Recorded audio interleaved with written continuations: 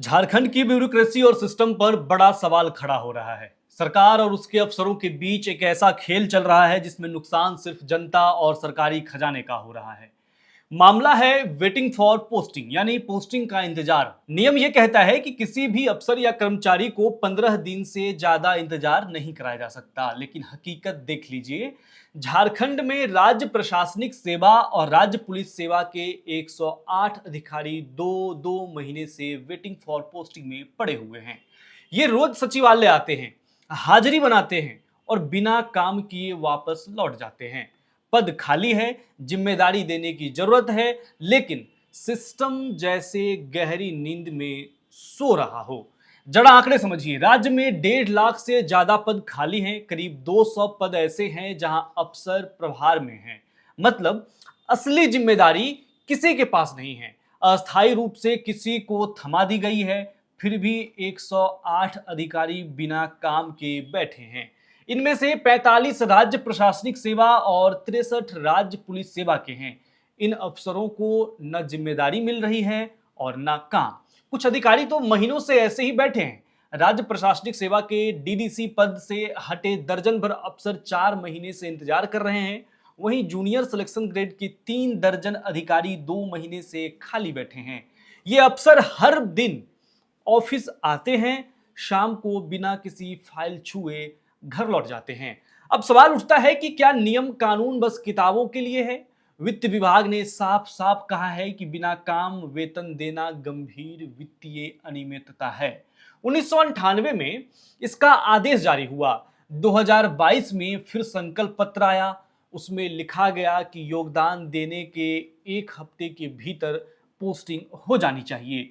किसी भी हाल में 15 दिन से ज्यादा देरी न हो, और अगर ऐसा हुआ तो जिम्मेदार अधिकारी के वेतन से उस देरी का खर्च काटा जाएगा। लेकिन क्या कभी किसी अफसर का वेतन कटा? क्या किसी पर भी जिम्मेदारी तय हुई? जवाब है इसका बिल्कुल नहीं हुई। पुलिस सेवा की स्थिति तो और भी अजीब है। जून में गृह विभाग ने 64 अधिकारियों को प्रोन्नति दी थी, लेकिन इनमें से सिर्फ 1 अधिकारी की पोस्टिंग हो पाई। वजह यह थी कि वो अधिकारी 31 अगस्त को रिटायर हो रहे थे।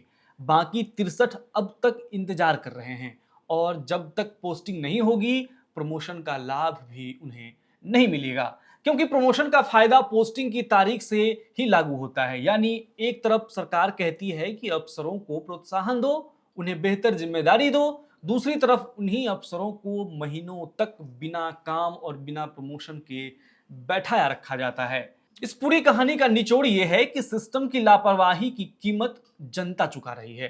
करोड़ों का वेतन बिना काम किए अफसरों को बांटा जा रहा है। जनता को बेहतर प्रशासन, तेज कामकाज और जिम्मेदारी से फैसले चाहिए, लेकिन जो अफसर ये सब कर सकते हैं वो महीनों से खाली बैठे हैं। राज्य के 1.5 लाख से ज्यादा पद खाली हैं, लेकिन जिम्मेदारी बांटने में इतनी सुस्ती क्यों है?